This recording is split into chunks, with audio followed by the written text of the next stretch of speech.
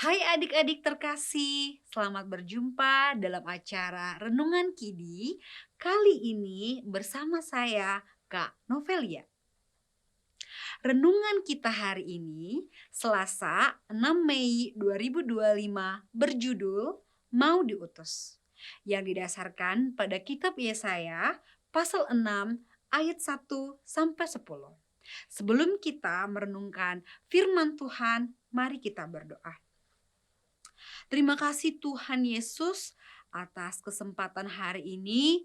Kami mau merenungkan firman Tuhan tentang mau diutus. Tuhan Yesus tolong kami supaya kami memahami firman Tuhan pada hari ini. Dalam nama Tuhan Yesus kami berdoa. Amin. Setiap kali adik-adik Ani dipanggil oleh ayahnya, Ani berpura-pura tidak mendengar. Setiap kali ayahnya minta tolong, Ani selalu mencari alasan untuk menolak. Ternyata Ani membenci ayahnya karena ayahnya bekerja sebagai tukang sol sepatu. Itu memalukan bagi Ani. Adik-adik, mari kita membaca firman Tuhan Yesaya 6 ayat 1 sampai 10. Tuhan memanggil dan mengutus Yesaya. Pada tahun kematian Raja Uzia, aku melihat Tuhan duduk di atas tahta yang tinggi dan menjulang. Bagian bawah jubahnya memenuhi bait suci. Para serafim berdiri di sekitarnya, masing-masing mempunyai 6 sayap. 2 sayap untuk menutupi muka mereka, 2 sayap untuk menutupi kaki mereka, dan 2 sayap untuk melayang-layang.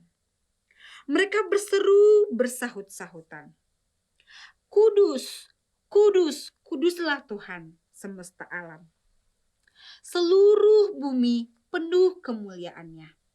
Maka bergoyanglah alas ambang pintu karena suara seruan mereka, dan rumah itu pun penuh dengan asap.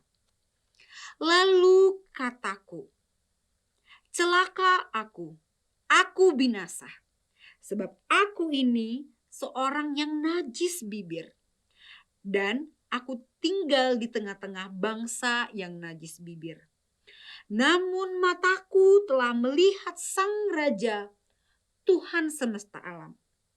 Lalu salah satu serafim itu terbang ke arahku. Di tangannya ada bara yang diambilnya dengan sepit dari atas mezbah, yang menyentuhkannya pada mulutku serta berkata, lihat, bara ini telah menyentuh bibirmu. Maka kesalahanmu telah disingkirkan dan dosamu telah dilenyapkan. Lalu aku mendengar suara Tuhan berkata, siapakah yang akan kuutus dan siapakah yang mau pergi untuk kita?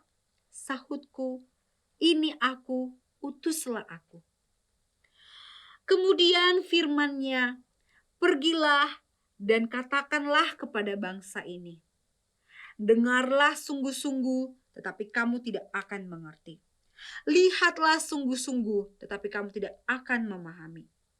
Buatlah hati bangsa ini keras, dan telinganya berat mendengar, dan matanya melekat tertutup, supaya jangan mereka melihat dengan matanya, dan mendengar dengan telinganya, dan mengerti dengan hatinya, lalu berbalik menjadi sembuh. Adik-adik, Nabi Yesaya adalah orang yang sangat penurut. Tuhan memilih Yesaya untuk menjadi nabi bagi umat Israel. Orang Israel sudah sangat berdosa dan jahat. Mereka mau diutus. Yang tertulis pada Yesaya 6 ayat 1 sampai 10. Sahutku, Ini aku, utuslah aku. Perkataan Yesaya. Yesaya ayat 6. Yesaya 6 ayat 8.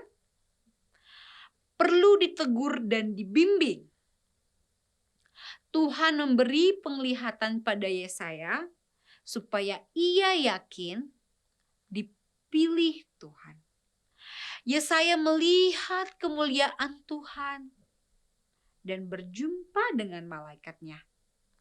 Yesaya merasa takut sebab ia juga orang berdosa. Namun Tuhan mengampuni Yesaya dan melayakkannya menjadi nabinya. Yesaya pun diutus Tuhan agar orang Israel kembali bertobat.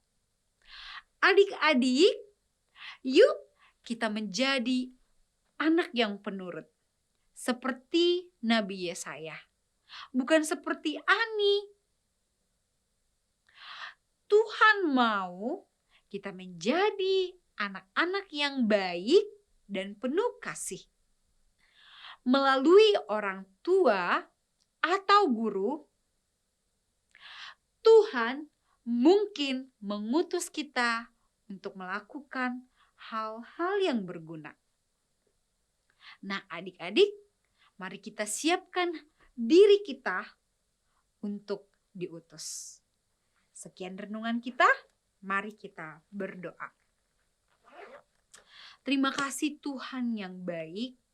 Kami hari ini belajar tentang hidup kami yang mau diutus.